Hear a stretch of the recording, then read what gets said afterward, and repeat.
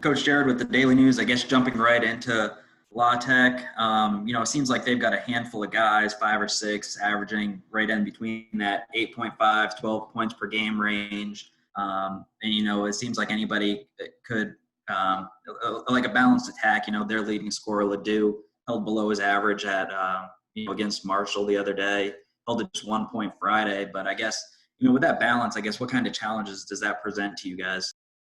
Well, like always, they're really quick and they're athletic. They got good experience on that team, and the biggest difference is they got 6 guys that's made 10 or more threes. That's a something that's always a weapon. And like you just mentioned, there's 6 guys scoring close to double digits every night. So they got great bounce. They're a very athletic team. Multiple guys can shoot the basketball. When you got multiple guys can shoot the basketball, anything can happen on a given night. And no question, they're a really good basketball team.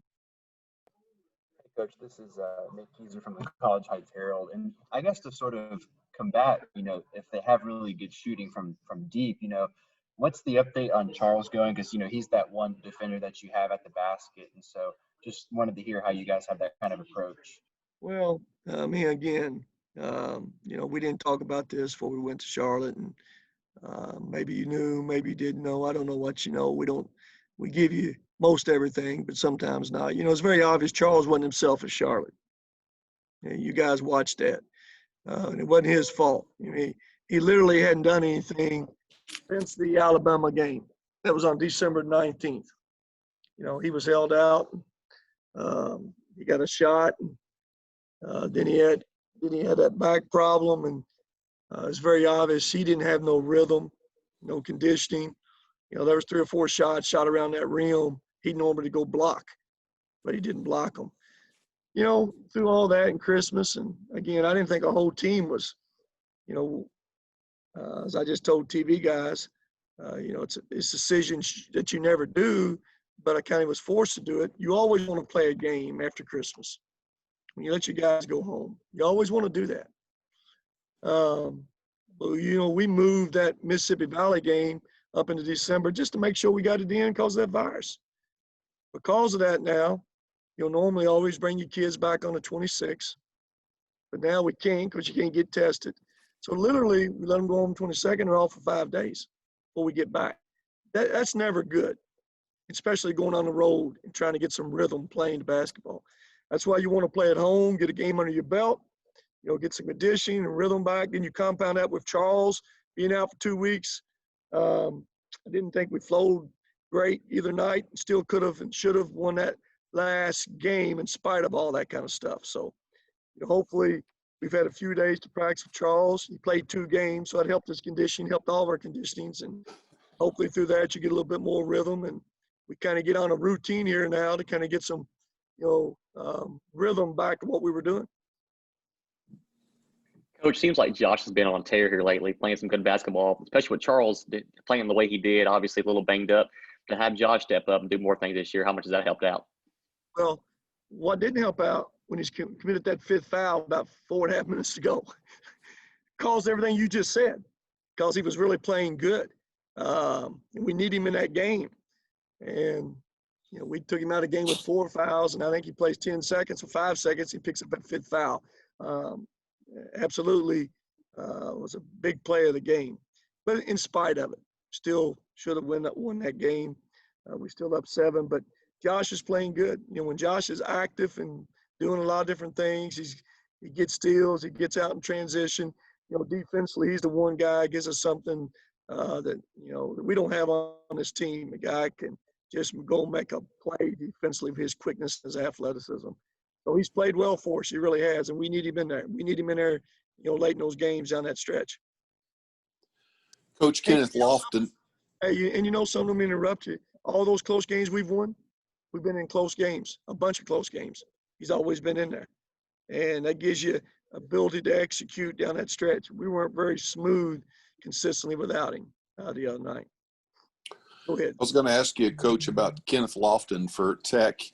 New face for them.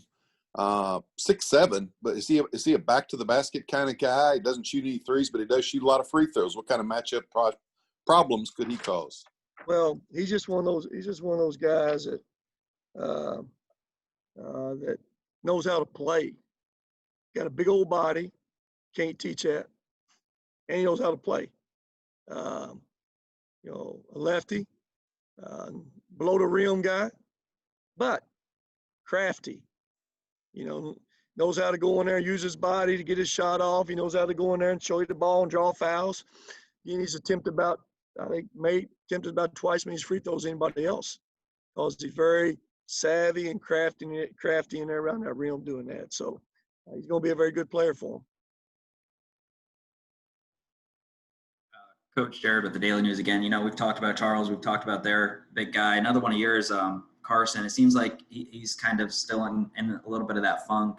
Are you hoping more of like a regular schedule with these Friday, Saturday games will kind of get him back into his groove the way he was playing last year? Well, it's just totally different from last year for a lot of reasons. Number one,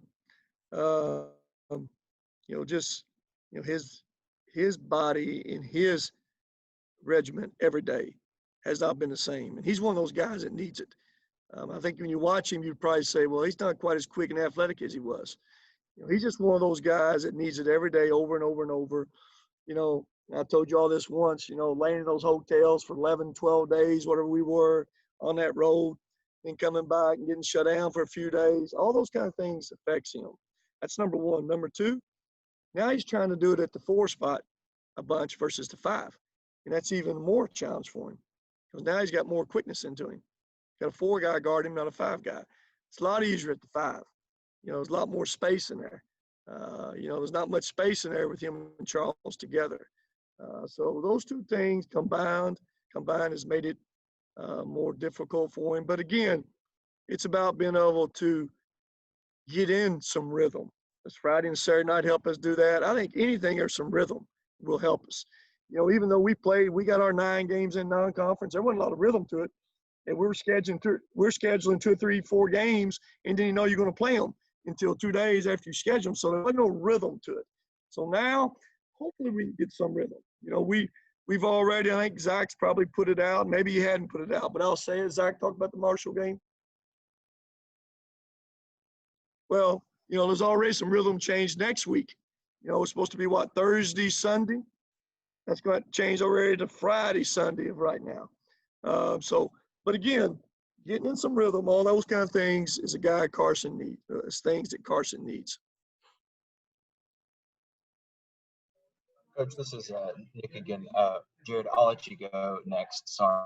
I think that the point of emphasis is that you guys have a good bench and there's good bench points coming. And so I think in these back-to-back games, how important is it going to be to continue to have the bench step up in those big ways? Hey, Nick, it's going to be important to us all year long. And we just don't have a bench. We think we have good players on our bench that can help us. All those guys that come off the bench can add to. And anytime you're in a second game, second night, that's always valuable. So it'll play a huge role for us moving forward for sure, Nick. Just to be clear, that Marshall game, that first one at home, is moved to January 15th then, that Friday? It's Friday at 4 o'clock. Friday at 4 o'clock versus whatever time it was before. And I think it's still the same Sunday at 2 o'clock at their place. Is that correct? 2 o'clock? Hal, I saw you said 4. You must know something. So is it 4 o'clock at their place?